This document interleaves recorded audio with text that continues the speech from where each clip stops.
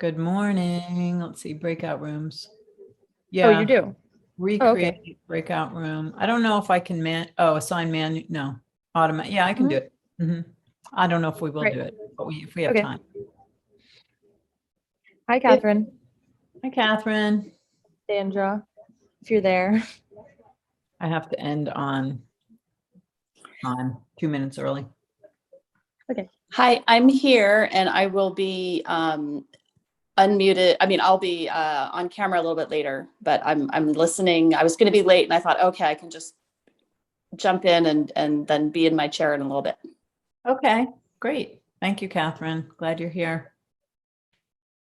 Can see a nice picture of you anyway. Hi, Sandra. Let's see. Welcome. Hi there. Hi. I'm finished eating lunch, so that's why my video is off at the moment. Okay, it's up to you. We don't mind you seeing you eating lunch. We all- Okay, well, I'll get back on the video then. We all eat lunch. I was like, oh, I'm starving. I can't wait till afterward because it's like 1 o'clock here at my time. Yeah, of course. You can always eat lunch during the meeting. I mean, I eat lunch. I mean, I wouldn't eat because I'm leading it and I don't eat during my sessions, but if I'm just in a meeting, I'll eat my lunch. Okay, thanks. What's for lunch? Well, I had a turkey wrap and now I'm having a fruit cup. Great. Sounds good. Lots of spinach in my turkey wrap. Nice. We've got to get our greens. Yes. Yeah. Wonderful. I'm glad you're here. I am too. I thought Sherry would be on. I didn't check with her. I'm sure she will. Yeah, she might just be a few minutes running behind. And I know we have a couple people who normally are here who aren't coming. And I was in touch with a few people who said they might try and come, new people. So we'll see. Any updates from you, Sandra? And I know Laura's coming back and Catherine is just listening right now. Oh, you're on mute. I didn't want you to hear me chew. So any updates you're in your world there? Not really. I did the sensation tracking and that was really cool. Very consistent physiological responses, very consistent. I was like, Good. okay. So now it made me more aware. Okay, I just need to take a step back and breathe. And, especially when I'm getting frustrated Exactly. with my daughter or my boyfriend's son.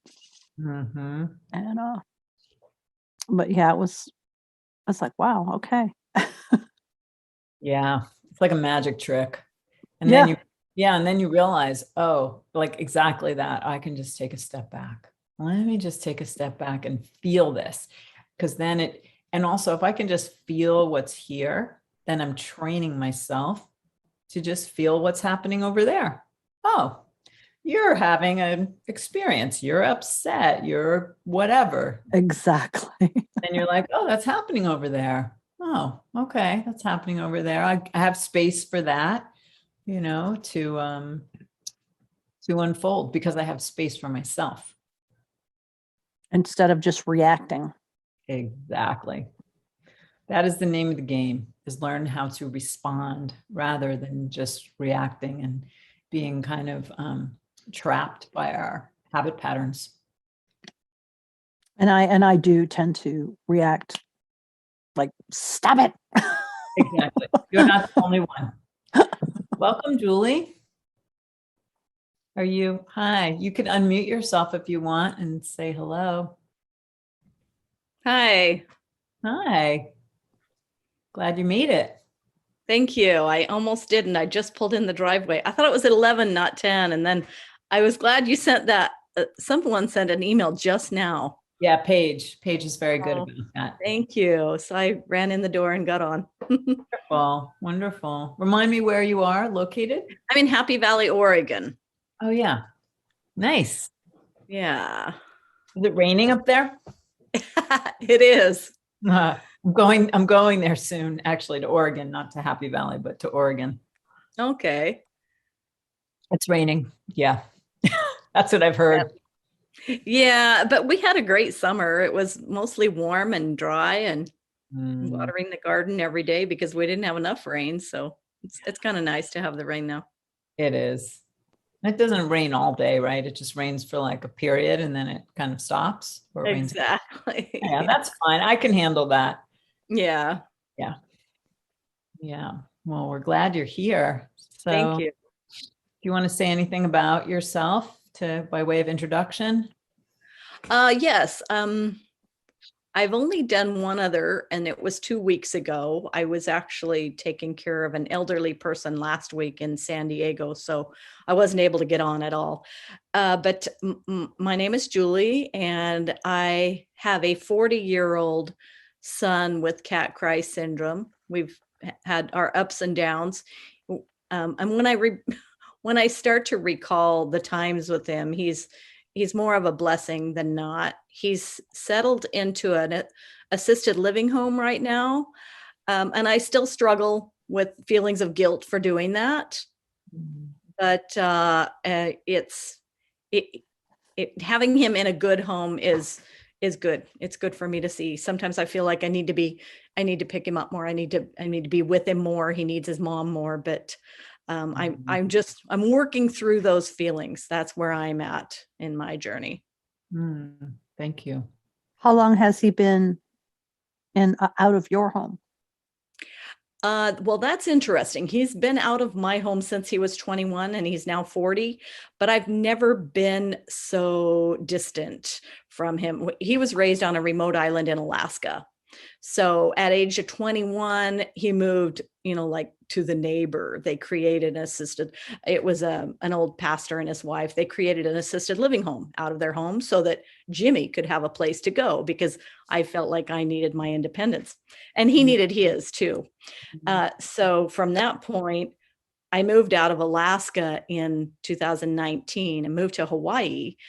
And he was doing good, but then the pandemic hit and everything went backwards and wrong for him.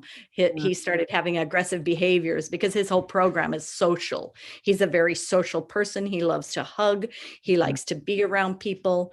And the program we had him on, he was out every day meeting and greeting people. And all that stopped with the pandemic. So my daughter, who lives in Oregon here, said, I need to move him to Oregon with me since he's got no one in Alaska. And his dad lives in Alaska, but his dad hasn't made contact with him since he moved out of the home at 21. And his dad doesn't want to have anything to do with him. Thank you. So anyway, we moved him to Oregon. And then in Hawaii, my new husband could see that we needed to be closer to him. So we moved because he was kicked out of several group homes. So we moved to Oregon, got him settled into a great group home. And he still has a few of those behaviors, but we're working through it. And as long as things are in his plan of care, we're finding out we can, the parents really do call the shots and his team calls the shots. It's not, the state of Oregon won't allow certain things to happen unless it's in his plan of care. Right. And that was a learning process. And so Julie, thank you. I'm going to just pause you for a moment, if that's all right.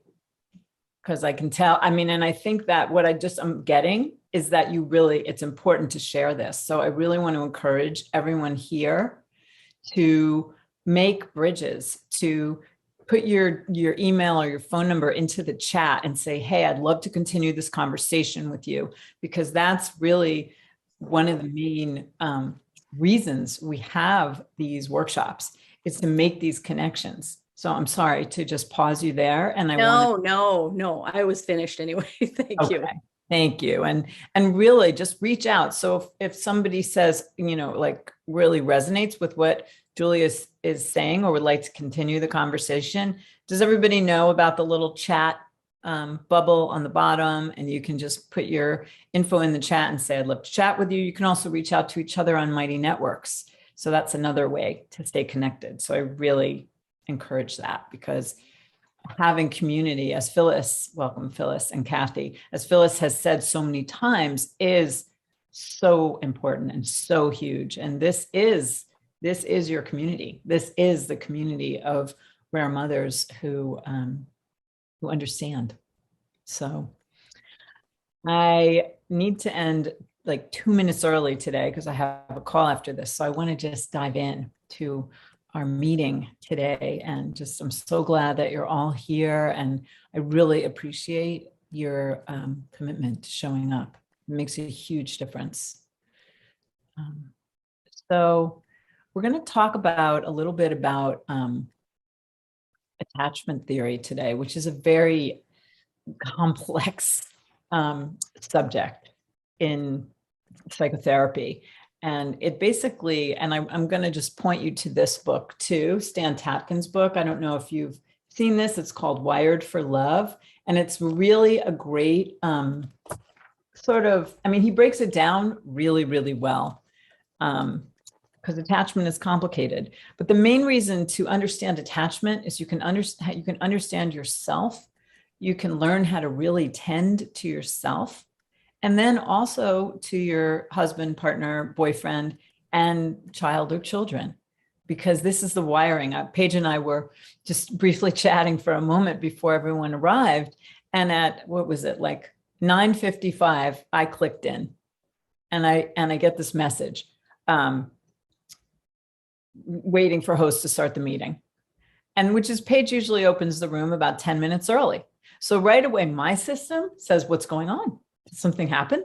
Like, I know Paige is there. I know we're going to be there, but my system automatically goes to that. And that's a particular wiring. And Paige's system also, I don't know if that's like your system, where you're like, someone's like 2 minutes late and you're wondering if they forgot, or, you know, whatever, something happened. So that's like one style. And that is the one that kind of more reaches toward, I'm going to reach toward you. That's more like the anxious attachment. Attachment style is basically your emotional relating style and how you were tended to when you were very small. It happens in the first 18 months of life. So if you had, and it doesn't need to be a mother, it could be, it's your primary attachment figure. And it could be, and whoever was the primary caregiver, maybe you were the fifth child. And by that time, your mother was really tired and really distracted and was basically like, you got this, you know, as opposed to maybe the first child who gets really tended to, possibly.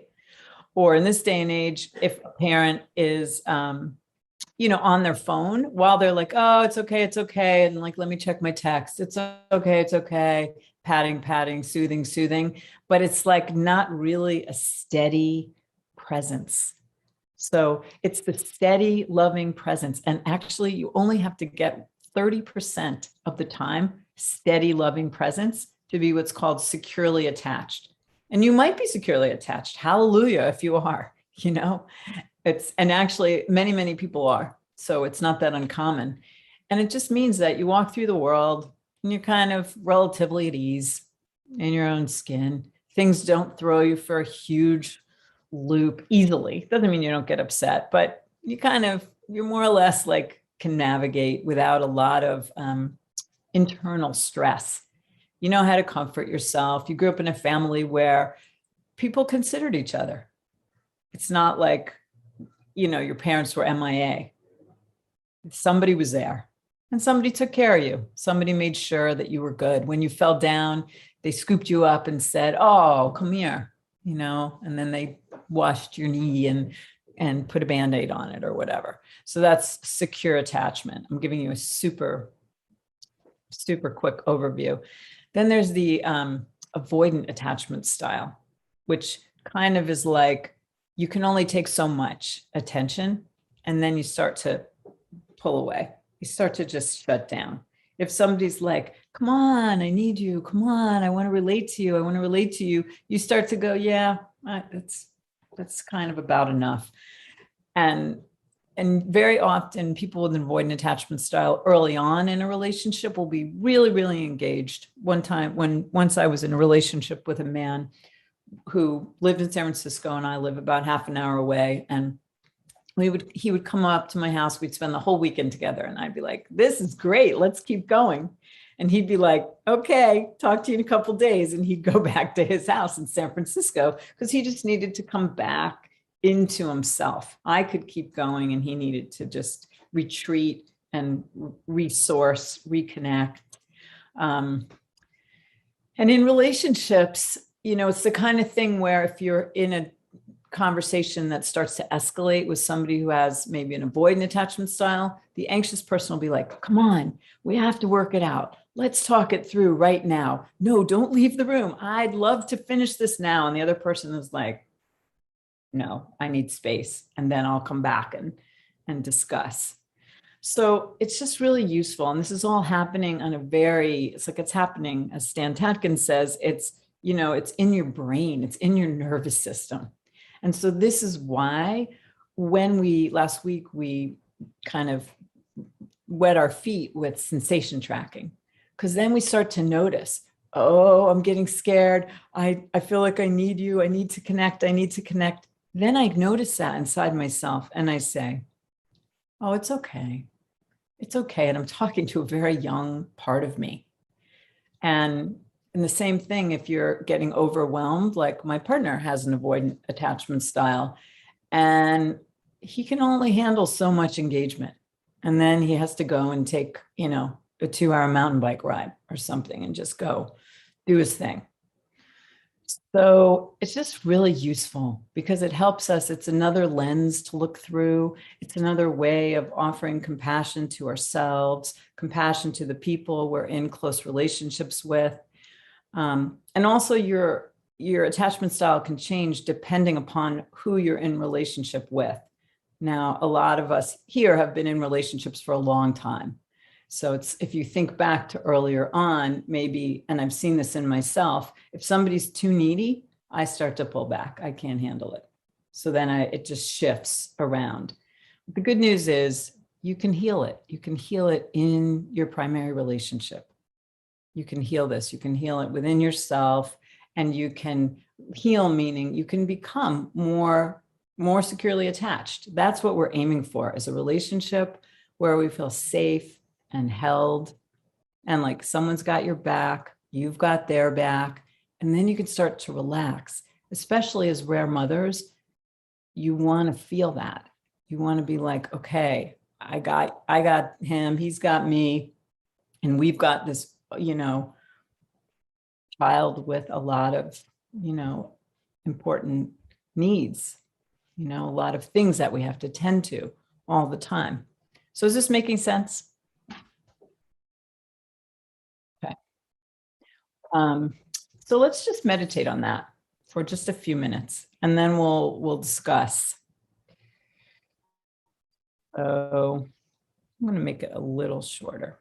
I'm going to make it like 5 minutes, so we have enough time. So I'm going to ask you to close your eyes, make yourself comfortable. You're welcome to lay down or sit down, whatever is good for you.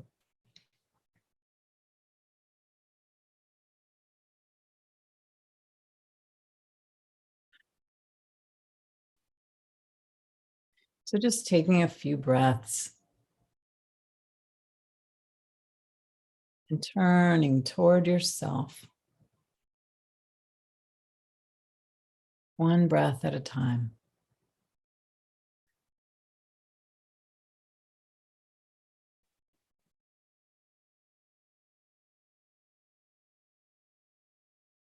And just seeing if any of what I just shared is resonant for you. If you feel like, I do need a lot of connection, just notice that. It's not good or bad to have an avoidant attachment style or anxious or be securely attached.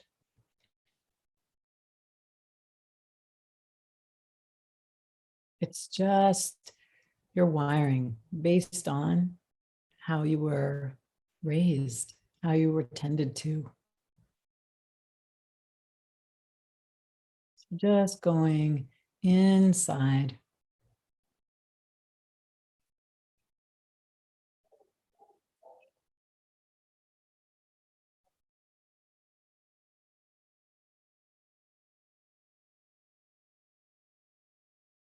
And maybe going back to a time when you were little. Just noticing how it was to be that little girl. Just see if anything arises.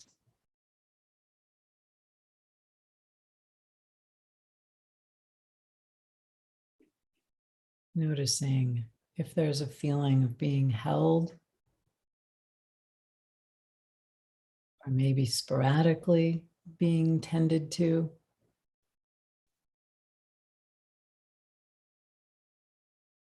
Was someone there to hold you when you cried? Or maybe someone wasn't there, just noticing.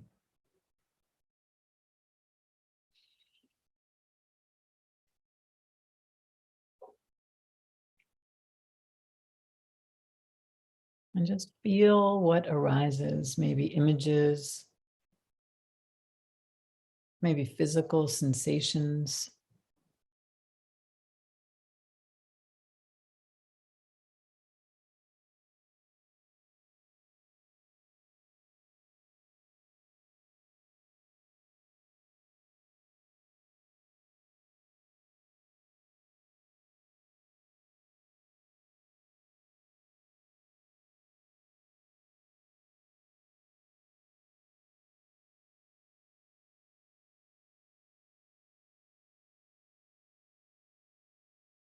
What do you notice? Just breathing.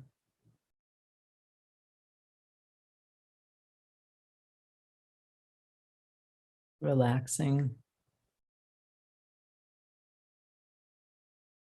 And if any feelings of fear or upset arise, see if you can place a hand on your heart or somewhere on your body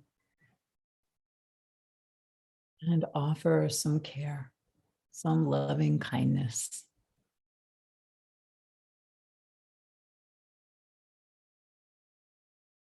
Or maybe you want to scoop that part of you up into your lap and hold her. Just let her know that you're here and it's okay. She's held.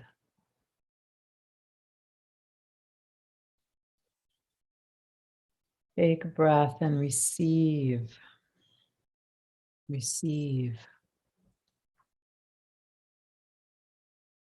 Receive the love of your own heart.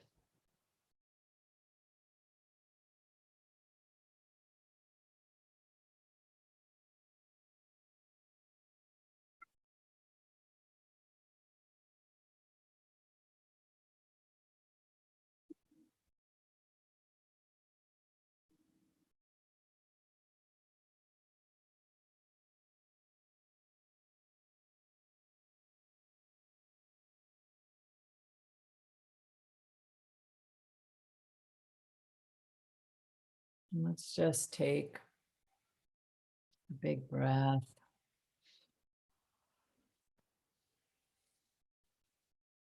And how about we just journal for a few minutes? Just journal about your experience. What was your experience of the meditation? Maybe a memory came up.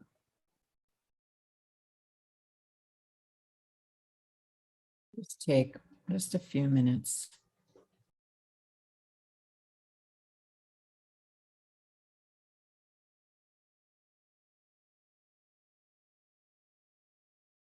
And you won't be asked to read this, although you're welcome to read it if you're inspired or refer to it.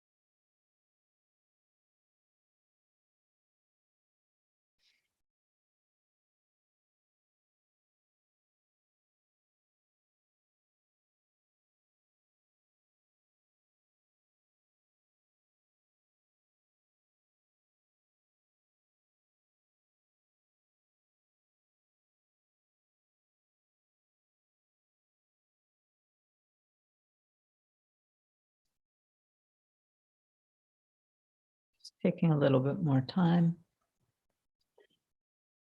You finish up whatever you're writing.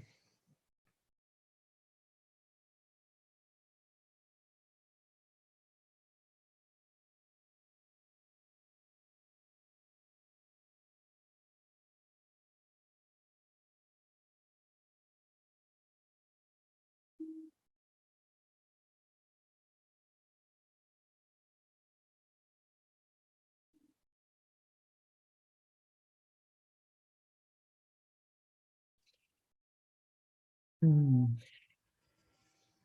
So I'm curious, what came up? What came up for you? What touched you? If there's something that you know about yourself or have learned about yourself in this realm of attachment theory.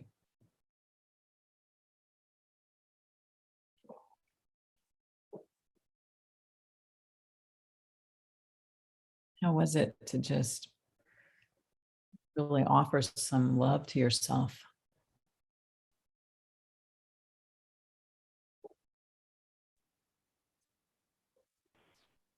Were you able to do it? Was there resistance? Yeah, this is Catherine. I had so much resistance. And usually I don't. Usually it's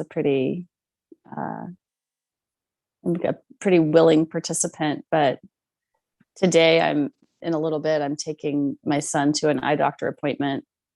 And I'm just convinced it's going to be awful. And taking him 2 hours away because I can't find somebody here to do it. And I don't want to do it so much, but I know I have to do it. So, I'm just going to march through it. And so sitting here, I didn't want to accept that care. I was like, it's going to be, I just have to get through it. And then I was like, why am I resisting so hard? Like, I'm sitting in my chair looking at the leaves right now. Like, I'm fine. I don't have to live this terrible experience that I'm imagining. So I found that really interesting. Eventually I was able to give myself some comfort, but I'm pretty wed to the idea of it's being awful. That's a good awareness. Yeah.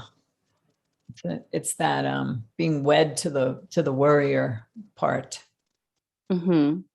Yeah. And I definitely have the anxious style attachment. Mm-hmm.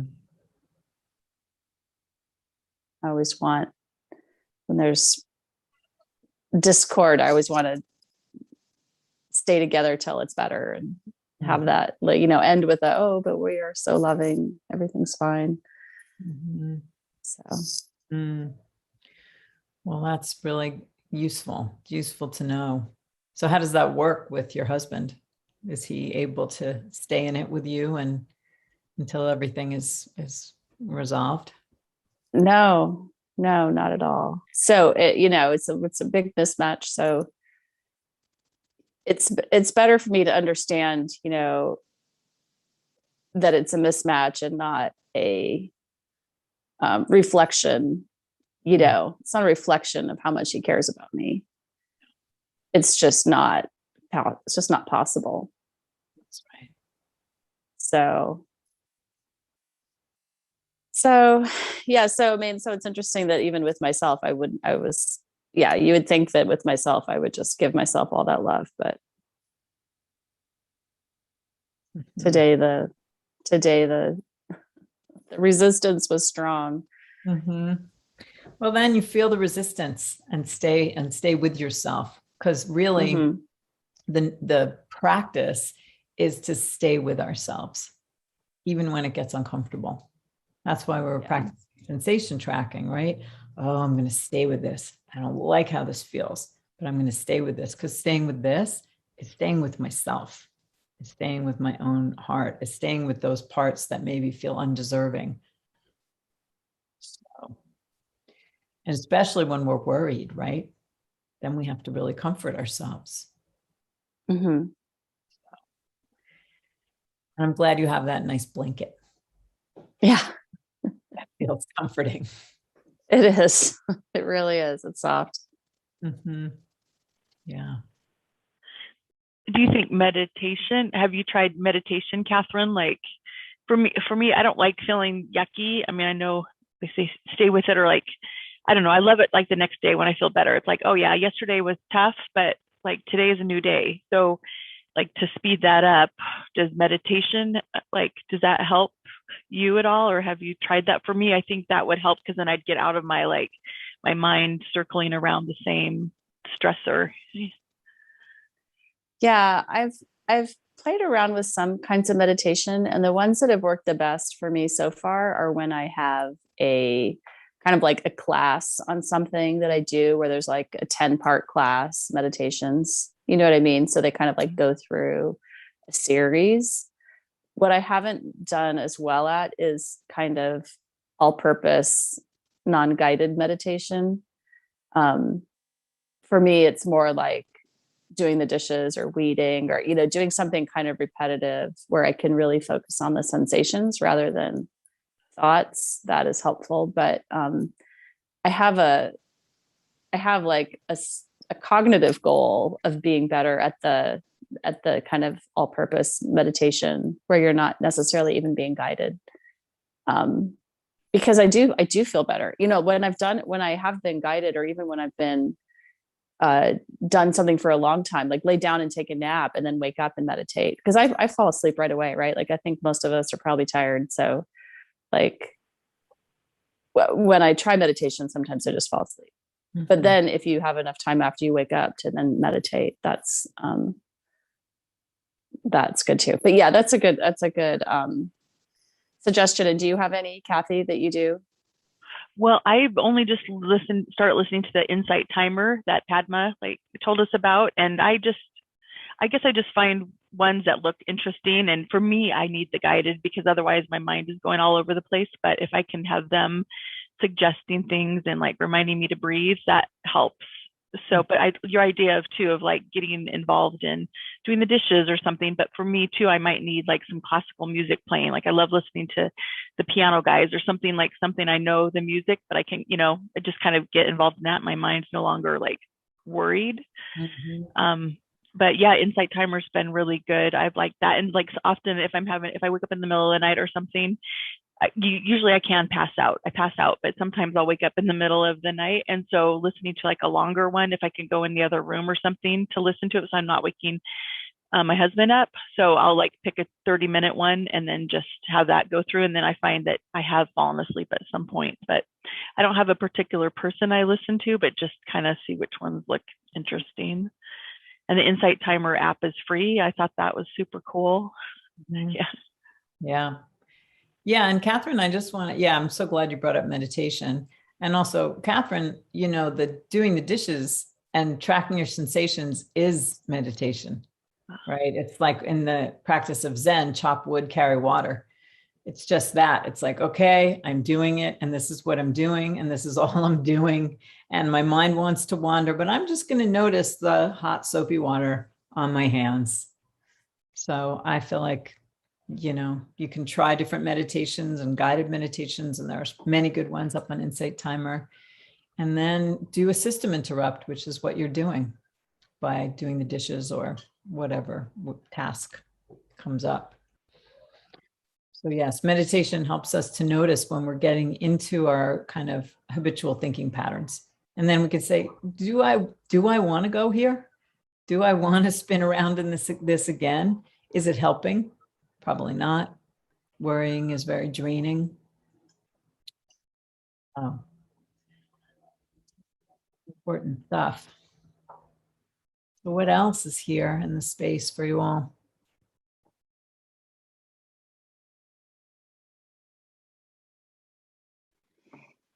I feel like I have this like concept in my mind that that I am not securely attached like to my mom. I like identify as probably my primary caregiver, but I think she is a very like fear-based person mindset, and struggles with alcoholism. And I don't know how much that played into like the first 18 months of my life. I don't know what that was like,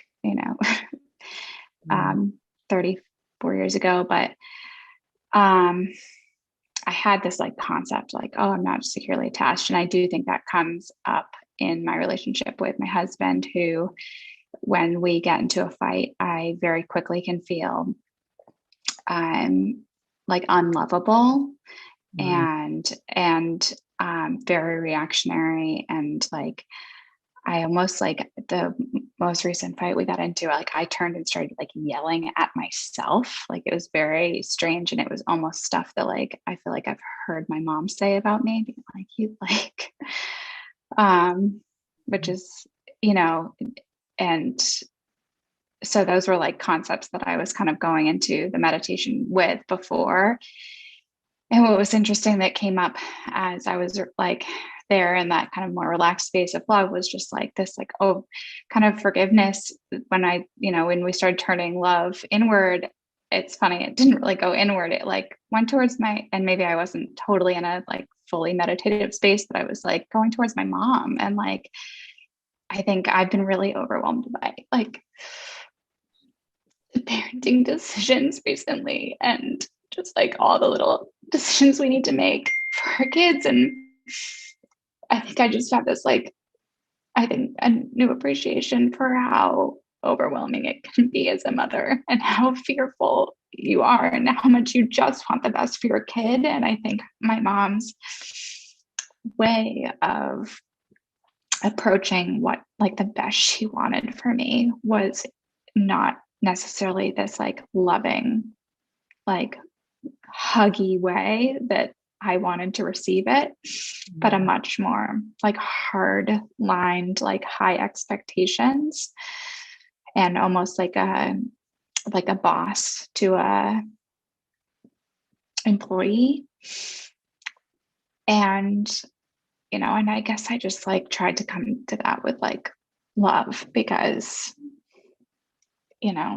that's not a bad thing. She was leaning into our relationship, and so is my husband now. He's leaning into our relationship, and he, I think, has a very secure attachment style, which is a great thing, because when I go flying off the handles, he doesn't necessarily do the same. He can be pretty cold and dry, and kind of actually similar dynamic, like treat me like an employee. But I don't know, that was a big lot to share, but that's what came up. And just kind of this like overwhelming feeling that I've been feeling as a parent in the decision-making role. And yeah.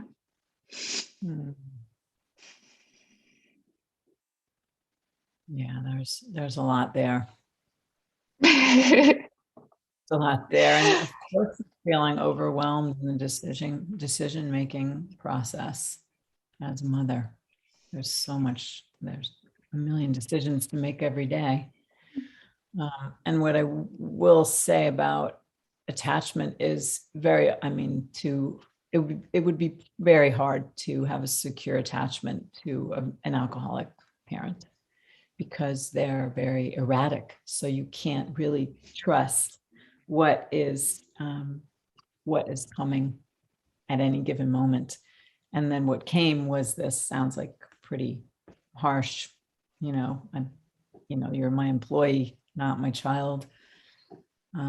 So that can cause, even if someone was there, right? She wasn't able to love you in the way that you actually needed, which can happen. She did what she could do, right? And it's beautiful that you're able to offer her, to have empathy and offer her forgiveness. I think it's an interesting role to be in as a parent I think she feared my fears. She was fearful of my anxieties, and it doubles down on the work that I'm doing so that I can show up for my neurotypical child is like, my kids are really young, 3.5 and 1.5. And my 3.5-year-old is like, definitely has a lot of worries. And I'm trying to, and we have I'm like trying to keep them healthy. And yeah, just trying to like, I think it's really important to just be like, fears are okay. And like, it almost like that sensation like tracking. It's like, once it's there, you can like feel the anxiety or feel the stomach ache or whatever it is. And like the moment you accept it, it loses its power. It's less uncomfortable. So I don't know, try not to repeat history. Yes. And the more you have space for your own feelings and you tend to yourself, the more you're just say to your son, well, yes, you're afraid and it's okay. And I'm right here. I'm right here with you. I'm not going anywhere. So this is really big, big stuff, Laura. Does anyone else want to reflect back to Laura? Hi, Laura. This is Catherine. I just wanted to say that I really, I understand for myself that idea of sort of that feeling like a boss, feeling like you've got this job to do. And I've noticed that I especially feel like that when my kids were younger and I was really attached to the outcomes of parenting, and having a child with special needs, I really wanted to help him develop, right? Like he was supposed to be developing and he wasn't. And I thought I could change his trajectory. And so I think that gave me a lot of that kind of outcome-based ideas of what I was supposed to be doing. And so my son's 20 now and he didn't really develop. And so I have this different point of view now, but I'm not sure I could have let go of it, so I just want to say I see that in my I see that in my journey, and it's not a lack of love, so I don't know if that helped, but thanks for sharing what you said. Thank you.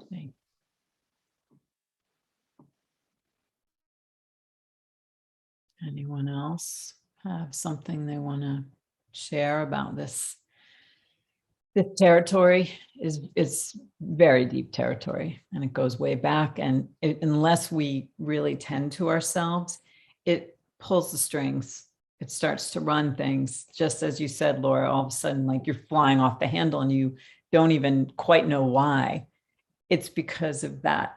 It goes way back. So those are the moments when we want to really tend to ourselves. And ideally, we have our partner, sees, okay, you're just in a moment. And it's really a moment of when we're very young. And so we say, okay, I see that's my 5-year-old wife over there. I'm just going to be right here without judgment. I'm just going to be present because I know that that's what's needed. I'm going to hold. That's how we can heal with another person, because they're there in a way that our parent wasn't able to be there. So it's a practice. And we all take turns being 5 or younger, even now in our 30s, 40s, 50s, 60s, 70s, wherever you are. Phyllis? I like what you said about being healed and everything, because as some of you know, my mother died when I was 4 years old. She died in an automobile accident. And then when I was 8, my father remarried, and my stepmother had my little sister, who was 4 years old when she married my father. So my stepmother had my little sister, and my dad had the oldest child, my older sister, who was cute and beautiful and wonderful. And then here's this Phyllis that was in between and just a nightmare of a child. And I see things in decades, and I look at all of you and I go, gee, what was I like in my 20s and my 30s and my 40s and my 50s and my 60s? And what I think about attachment is I can remember in my 20s, I was just out there wanting to talk to everybody about things. And then my children got diagnosed. And in my 30s, I withdrew and I didn't want to talk to anybody. And then in my 40s, I had gone through some education and I thought, oh, gee, now I've got it all right. Finally, I'm all set for the rest of my life. And then there was so my point is that there is healing that goes on, because now my husband and I are in our 70s and we've been through a divorce and gotten back together, and we are helping each other heal. So that's something that can happen anytime with education, or with just love. There was one thing I wanted to mention. Oh, it depends on how you were or your mother was when you were not yet born. But it's possible that being so close to her prenatal, you know, that could have an effect on you. Yes. Like when my mother had me, when she had my sister, she was with my father. When she was pregnant with me, my father was in the war, and she was with her mother. And so I like to think that when I think back on it, I like to think that I had some nurturing and some loving there. And the other thing I wanted to mention was, if you are faith-based, I felt nurturing from knowing that Heavenly Father loved me. And so a lot of what you end up being and thinking is the way you think about things. If you find a positive thought to dwell on, then that seems to work for me anyway. Thank you for letting me share. I love you girls so much.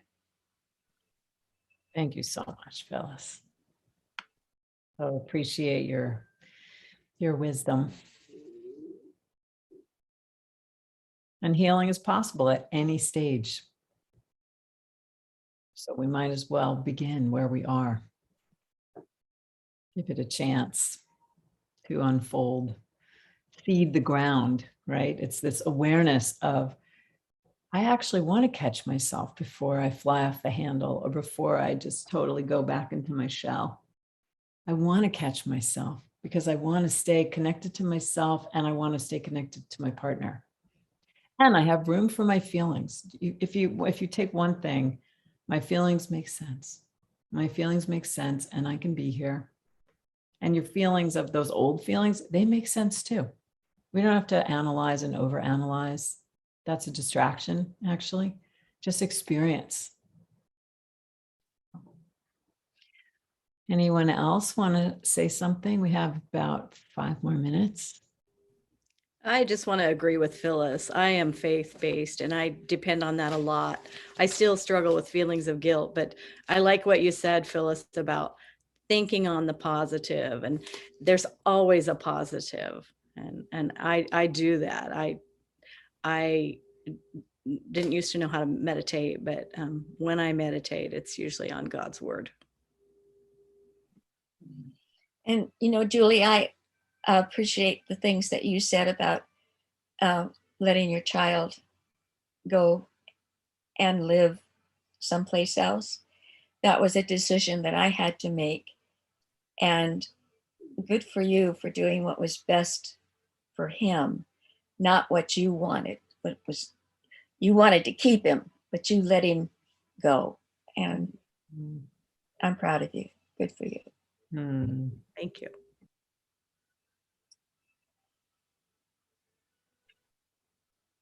Yeah.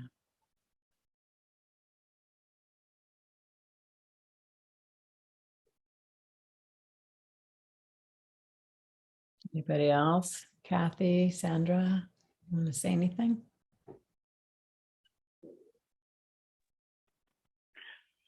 Well, I was just gonna say I felt a lot of love for my mom and still do. Yeah. And then I also thought of myself, like, I feel like I am very like, okay, especially with our neurotypical son, like high expectations.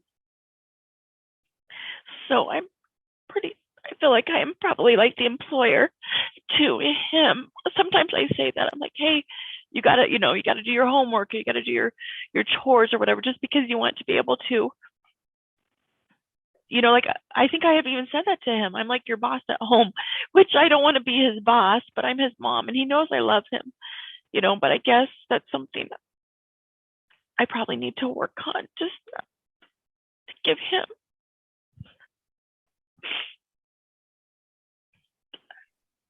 I don't know what the word is. Maybe that he does. Sorry for the tears, No, but we apologize. yeah, I don't know. Maybe, I don't know. My husband's more, what's the word? Just like go with the flow. And I'm more like, okay, let's get things done. Let's go, go, go. So I guess finding a happy medium so that Dylan is successful. He's already working a part-time job. He's 15 years old. Very part-time, but school is not his like passion, and school was my passion. I enjoyed going to school. I just said to my husband, I wish our three older kids, the older two are my bonus kids, but they were little. They were 2 and 5 when we got married, but none three of them are big on education. And I'm like, why not? It's so, I guess just letting them find their own thing though, and just letting them, as long as they're happy, I should be happy, and not have what I think is success, be measured, not measure them to what I think is, like, I think going to school is important, but they don't. So I don't know, that's still hard for me. So if you have any suggestions around that, but I enjoyed like giving myself love too, just like putting my hand on my heart. Like, my kids know I love them. Mm-hmm. That's the most important thing. Yeah. And they also know that you feel like education is important, right? And you hold that, and you want the best for them. So you hold that. And it sounds like, though, Kathy, just being a little bit gentle. It's almost like where, we're holding that line and we're holding that line, and then we just back off just a little bit. And they still know that the line is there, and that, my direction for you is that you do well in school and that you thrive. But I'm not going to be that employer or that drill sergeant. I'm just going to back off a little bit. And this is where the internal tracking, well, I need to know, I'm going into that, because I do that too, right? With my daughter who's 15. Yeah, okay, you got all your assignments in, you're doing well. How's it, making sure. But there's like a certain amount that's holding the boundary and being the cheerleader. And then there's being the drill sergeant. So you want to find that sweet spot and knowing, what does that feel like inside yourself when you're going into that mode of, okay, get it done. Because there's more to life than getting it done. And we have to get some things done for sure. So yeah. Thank you. I just want to, thank you. I need to, Phyllis, I want to, I can jump off and you can continue because I know Paige is hosting, but I just want to, I want to encourage you all to take time every day this week and just put your hand on your heart or wrap your arms around yourself and send yourself some love. Just like take 1 minute or 2 minutes in the day, or even 3, or it could be in the morning, at night, and just send yourself love. That practice of sending love is very nourishing and very healing. And we can be the same way we are with someone else. Get it done. Come on, push. If you're doing it outside, you're doing it inside too. So this kindness, this self-love, I want to leave you with that. And then Paige, are you good to stay on for another little bit? I actually have a meeting at 1, so On Zoom? yeah. All right. Well, Phyllis, is it quick? Because I need to jump off. Thank you, Padma. Good. Well, thank you all so much for being here. I'm so grateful for your presence and everything and your willingness to share so deeply. And I really encourage you to connect with each other. And if you have any questions for me, please reach out to me on Mighty Networks. I'd love to communicate. Okay. Great. Lots of love. Thanks, everyone.